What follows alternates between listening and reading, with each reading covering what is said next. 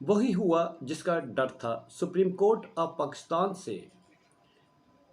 Military courts के हवाले से बड़ा फैसला। सिविलियंस का मिलिट्री कोर्ट्स में ट्रायल हो सकता है या नहीं। चेयरमैन पीटीआई और पीटीआई के लिए सुप्रीम कोर्ट से बड़ा सरप्राइज़। बिस्मिल्लाहिर्रहमानिर्रहीम। ब्रेकिंग ऑलवेज के साथ नाज़रीन इकराम, मैं हूँ फैसल सैयद। उम्मीद करता हूँ आप जहाँ भी होंगे रब ताला की पनाह में आफियत से होंगे। अदालतें सालीन की आखिरी उम्मीद होती है, और जहाँ कहीं इंसाफ नहीं मिलता या कहीं जुल्म और सितम होता है, जहाँ लोग मजलूम जिस माशरे में होते हैं, तो अदालतें जो है उनके लिए आखिरी सहारा होती हैं, आखिरी उम्मीद होती हैं।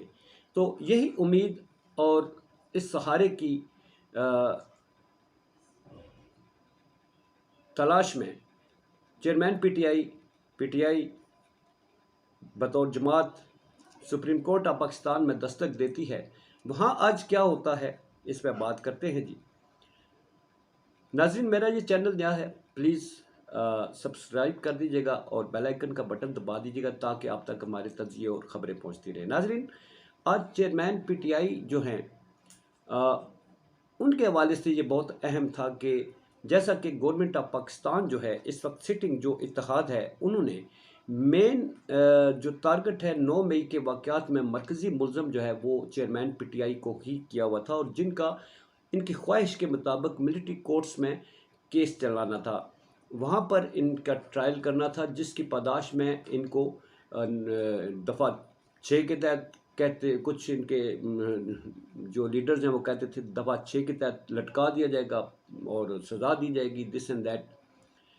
वो ये दरख्वास्त लेकर सुप्रीम कोर्ट ऑफ पाकिस्तान में जो है लतीफ़ कोसा साहब जो है उनकी तरफ से वकील मुकर्रर हुए, और जनाब एतजाज़ एहसन साहब जो हैं ये गए इस केस को लड़ने के लिए कि सिविलियंस का ये राइट्स मुतासर होते हैं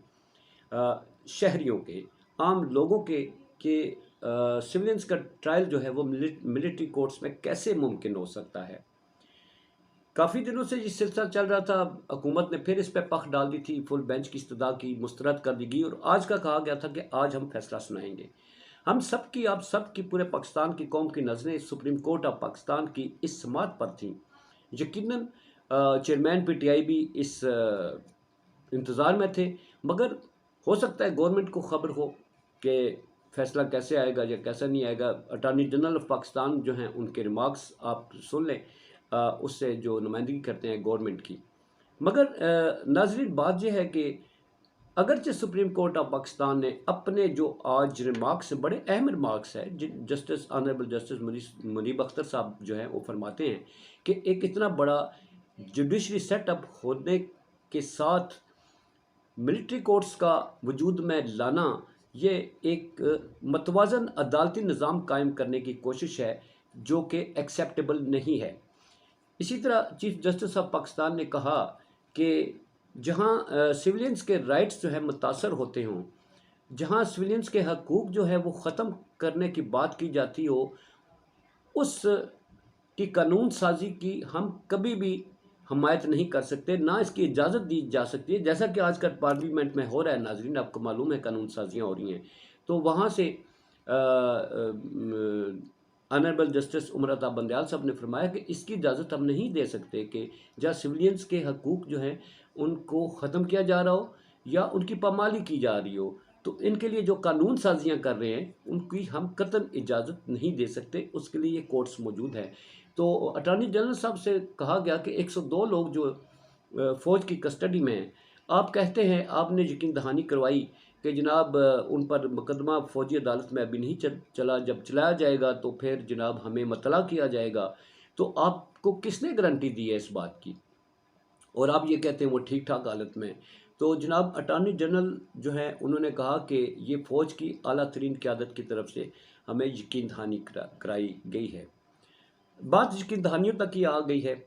और आना के यकीन दहानी कराने वाले और लेने वाले जो हैं वो दोनों ही सितंबर तक मौजूद नहीं होंगे। वो क्यों मौजूद नहीं होंगे, इसकी मैं वजह बताता हूँ आपको। तो नाज़रीन, सारे सवाल जवाब हुए इसमें।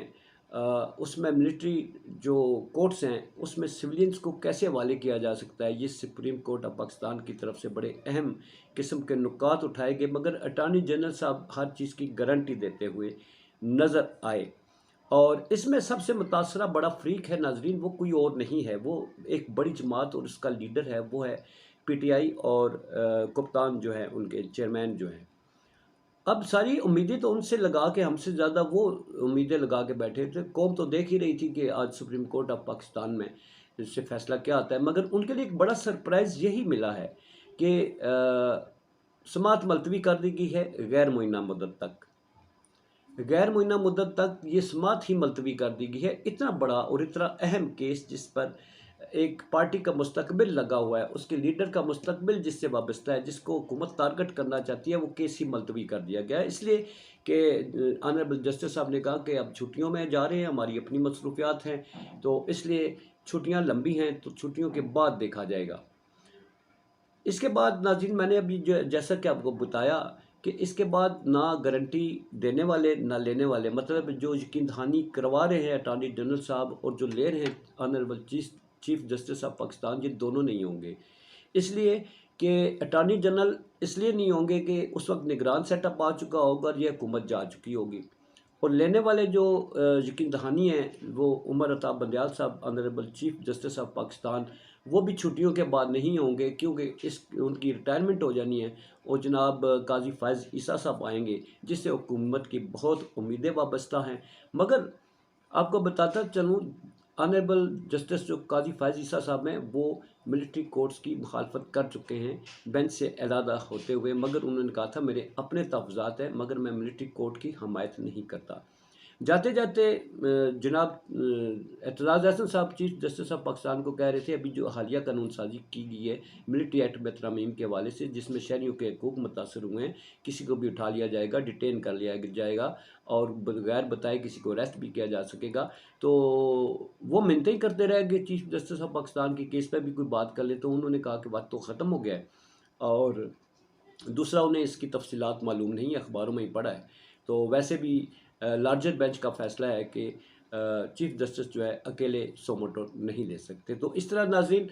یقیناً چیئرمین پی ٹی آئی کے لیے آج ایک بڑا دھچکا ہے، کیونکہ سماعت ہی غیر معینہ مدت تک ملتوی ہو گئی ہے، اور اس سماعت ملتوی ہونے کا مطلب کیا ہو سکتا ہے کہ ابھی ہیرنگ ہی ملتوی ہو گئی، تو اب نہ کیس چلے آگے چلے گا نہ پیچھے چلے گا، اللہ اللہ خیر صلاح۔ تو آج تک یہ پیش رفت تھی، اب آگے آگے کیا ہوتا ہے،